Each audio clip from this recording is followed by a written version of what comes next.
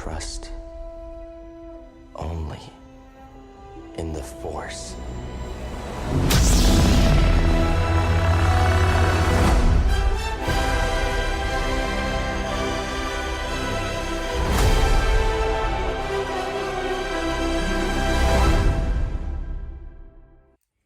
Hey guys, what's going on? Chappy Little here with another video for you guys. First off, I just want to say that I'm sorry for not being active for almost 5 months.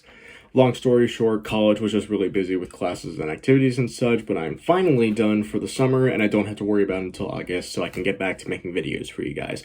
And we're starting off strong with Cal Kestis' lightsaber from Star Wars Jedi Survivor. First off, before I go into the showcase, I just want to say that Survivor is a fantastic game. Easy 9 out of 10. If you haven't gotten it yet or haven't played it yet, I highly recommend you do so, and I hope that you get to soon because this game is super sweet. So, the thing about Cal's lightsaber in Survivor is that it goes through 4 main forms: single-bladed, double-bladed, split saber, and crossguard saber, and they can all be interchangeable within themselves. Now, before I played the game, I decided they would be 4-ish separate sabers, and I didn't think about making it. But after I started playing the game and I saw they all kind of combined to each other, I thought that would be fun to try and make. So how the showcase is going to work is I'm going to show you the 4 different forms and how they can all fit into each other and how they can be interchanged and whatnot. So if you do go to enjoy, definitely leave a like on this video and subscribe if you haven't. First up is the single-bladed saber. So here we have the single-bladed saber, and there's not much else to say. Here's a quick little close-up of it. Here's the emitter, which is actually my favorite part to design when I made this. Then the neck, and then the grip with a gap in the middle, and I'll talk about that in a minute, and the pommel. So the way that I made this lightsaber was, it's basically just a bunch of tubes wrapped around each other. The outermost being the main body part, excluding the pommel. And the way that I did that was, I kind of just did a rough measure of how thick I wanted the lightsaber to be, like what would be comfortable to hold in my hand. And then I would kind of go down from that to simulate, or to go like to a thinner level. So then I found this and I just kind of did a rough measurement and then glued it in, and then I got to this point, which is the smallest portion of the saber. And then for the main emitter part, it's a medium one and then a large one wrapped around each other, because the emitter is about the same size as the hilt. And then for the main emitter pieces, I kind of did a rough sketch of where it would be, where the gap would be, how long it would be, etc., etc. And like I said, this is my favorite part to make because the emitter is arguably the most iconic part of Cal's saber in the Jedi series. And then for the pommel, I just did another piece around the outermost part of the hilt, then another large piece, same size as the hilt, and an end piece. Pretty simple stuff. This is actually what I originally was going to do with the Gotham Knights weapon, and then it didn't work for some reason. But there was a tube lying around, so I just used that instead. And then, if you wanted to simulate an activated blade, all you could do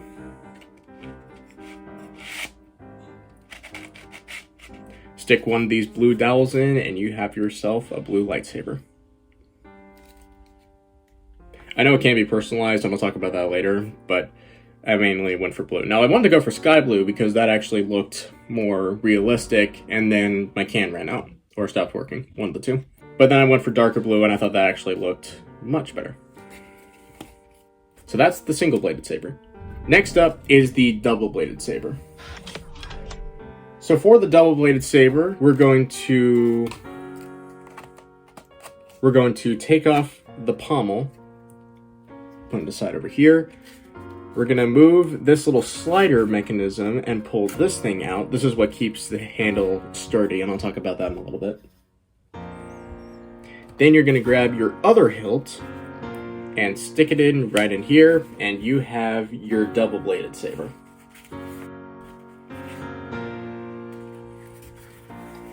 So, the reason that there is a slider in here is because when Cal holsters his double-bladed saber, it's more compact. It's more compacted down, like so. As you can see here, it's actually more reminiscent of his double-bladed saber in Fallen Order, or how Jaro Tapal used to have his saber. But then when you're ready to use it in its regular form, you can just pull it out or slide it out. And then you have a bigger, longer, probably more easier to handle double-bladed saber. And then, once again, to simulate the blades,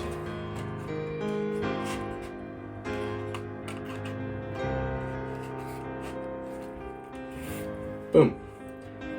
And I'll talk more about the design of the second emitter when we get into the split saber, but it was basically the same as this.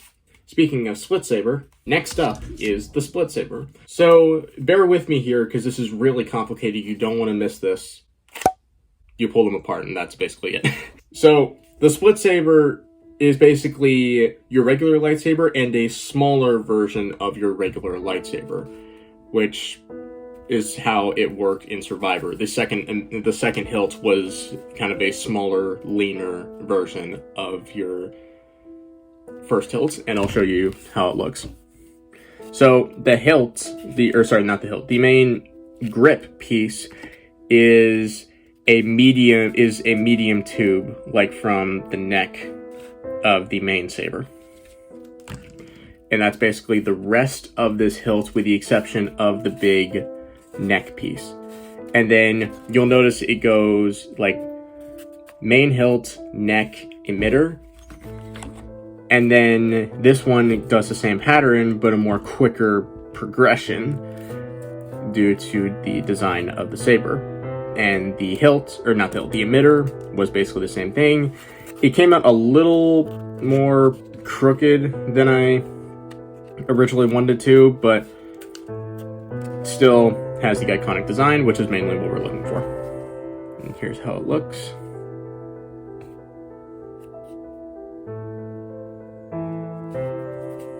And I never actually showed the emitter parts of both hilts. Here's the main one. And here's the second one. Basically the same thing. So, basically these can be interconnected between split saber and double bladed, which would actually work well for the split saber special move in Star Wars Fallen Order. You could just easily pull it apart, do your attack, and connect it back together, because split saber was never an actual stance in Fallen Order. In Survivor, you can interchange between the double-bladed stance and the dual-bladed stance by just pulling it apart and being ready to attack with two sabers. Now, I want to talk about this real quick. The slider bit, you'll kind of notice that it's a little flimsy to hold on to, and I didn't want it to accidentally break just like that. I wanted the slider to still work, but I didn't want the lightsaber to break if I was using it as dual-bladed or single-bladed. So that's where these came into play, or where this came into play. So you would just slide it in here, and this would provide enough thickness for you to be able to hold onto it and not break it. And you could use this if you were using it with a dual blade if you didn't think you were going to snatch it back to double bladed, or you could just be really careful without it. But that is how you would keep it from breaking. So let's bring it back out again. And then you would just be careful at this main area. But down here is pretty sturdy. So that is single bladed. Next up is the crossguard saber. Now this was actually a really fun thing to design, but also the hardest thing to design, which, surprise, surprise, there's always something hard about a project. So how this goes from dual saber to crossguard saber is you would start by taking off the grip piece of your second saber, put the emitter aside, and put your other pommel piece on here,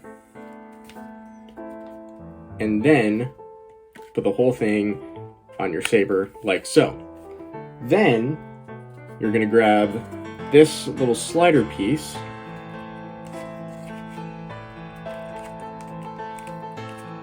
and I'll talk about what that does in a minute. Slide it on, make sure it goes over these magnets, and then grab your emitter piece, your dual emitter piece. So these actually have magnets, and I'll talk about it in a second, but it's so you don't have to slide it on, you can just attach it on more simply. So, attach center pieces, the emitter pieces on like so, make sure the magnets connect, and that the emitters are held up by the slider. Now you have your crossguard saber, except the vents are pointing upwards, which it would look cool, but it wouldn't be as effective as the way Kylo Ren has his saber. But we can easily remedy that by pulling this down, and now you have your crossguard saber in its actual form. So let's talk about how this works. First off, the reason that this is magnetically attached and not slide on like this is because I wanted to have these pieces here to keep it from falling down or sliding down. I wanted to be able to line up easily with the main neck at the hilt and not worry about moving around or anything while this was up here and while the vents were being controlled. And so I wanted to have it magnetized so that way it wouldn't be hard to put over or put up. Now you can just simply snap off the pieces, put them together when you're not using it, and put it aside. Now, the way that this design works was actually went through like a bunch of different ideas before I landed on the design that I ended up landing on. But then I got an idea from, you want to guess who? My 8-year-old brother. What did he say? So when he saw that I was making a crossguard saber like I was, he wanted to make his own version. And the way that he started was with like these two tubes with a dowel in the top middle, and it would kind of move up and down, up and down. And so I had an idea of doing something similar with my crossguard thing. And that's where it went through a couple changes, but that was basically where I got the idea for this. So first, the main vents would go up, and then you would squeeze or try to finagle the slider over the magnets, making sure that they keep the vents upwards like this. Now these are kind of coiled back in a sort of spring formation, so all you would need to do to budget is pull this down, and there are magnets. This one's a little slow. It only works better if it's like here.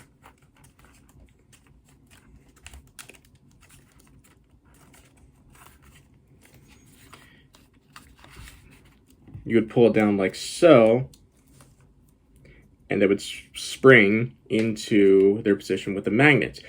And they're magnetized through magnets in the vents for the blades, which I'll show in a second. But the magnets in the vents connect onto the main magnets of the blade, and that's how they're able to stay down like this. Originally, I thought about using rubber bands because I didn't think there would be much of a recoil, but there's a bit of recoil. So it's a little easier to stab the back without using rubber bands. It's also less tedious. And now we'll show the blades. Now let's get them mixed up. Let's see. Okay, not that one. So this one goes here. This one goes here. And then grab one of your dowels, stick it on like so, and you have an ignited crossguard saber. Now this is probably my favorite one, even though it was also the hardest one to make, but it still looks really, really cool. And the icing on the cake is the ejection system, because I guess you probably already picked this up, but it's like this when it's when you're not using it. It's compact like this when it's on your hip, and then when you pull it out to use it, and actually, its compact stance, if this wouldn't fall off, its compact stance would probably be more like this. And then when you're using it as your full crossguard saber, this comes out, and these come down, and then you have your main saber. And it's longer because this is the more heavy attack saber, so you need more of a grip to hold on to. And that is the crossguard saber. And then when you want to go back to your single-bladed, you would simply pull this off, magnetize like so, put it aside, slide this down and off the saber, pull this out. Whether or not you want to interchange the pommel and the emitter is up to you. Put this on, slide it in, put on the pommel, and then you have your regular lightsaber. And for anyone who wanted to see me with the gun stance, there you go, gun stance. Simplest one yet. I mentioned kind of personalizing it, and my brother politely brought up this argument of why don't you make it the way you would want to, because it's your saber. Because as you know, in both Fallen Order and Survivor, you can personalize your lightsaber, which is true, and it's awesome. You can personalize the different parts, the color, and I did originally think about doing that. In fact, I actually thought about making the blades yellow, which is my favorite lightsaber color. But what I ended up going for was I just wanted to make it look like Cal's and not mine. If I ever want to go back to it, then I'll probably make it to look like mine. But for the sake of being more familiar, I wanted to make it look more like Cal's. And again, his probably would be one of the most iconic sabers I've seen. And that one just gave me more of a better idea of how I would put it together. So that was the main reason why I didn't personalize it. But again, if I go back to it, I will probably personalize it to my liking. We'll see how it goes. So that is pretty much it for the showcase. This was the first project I made in literally 5 months, and it was also really fun. It was also a simple-ish one to get back into the game, and it was really fun to work on. And again, huge fan of Jedi Survivor. So many things about it make it such a good game, and I am more than excited to see what they do with Star Wars Jedi 3. But in the meantime, Fallen Order, Jedi Survivor, those two are two of the best Star Wars games I've ever played. And again, if you haven't played it yet, definitely recommend you do so. In terms of future videos coming out, I can't say what my next project one is going to be, but know that I'm still working on my Mandalorian armor, and hopefully I'll be able to come out with a showcase of it soon. We'll just see how it comes together. But in terms of videos, I have a couple lined up. I have a ranking video coming up. I have a reaction video that I recorded a few months ago but never got around to editing and posting it. I have a montage video coming out because my family went to Disney World in my spring break, and I'm trying to put together a montage video of that, and so far it's looking really cool, so I can't wait for you guys to see that. And I also have a discussion video lined up, so if any of those sound fun, be sure to subscribe so you don't miss out on those. If you have any project ideas, let me know down in the comments below. And if you haven't followed my Instagram yet, @ChapSmithCorrugations, I definitely recommend you do so. That's where you're going to see all behind-the-scenes work on products that I'm making and the full post of the products that I'm making as well. So keep an eye out for that. And until next time, I'm Chappy Liftall, and may the Force be with you.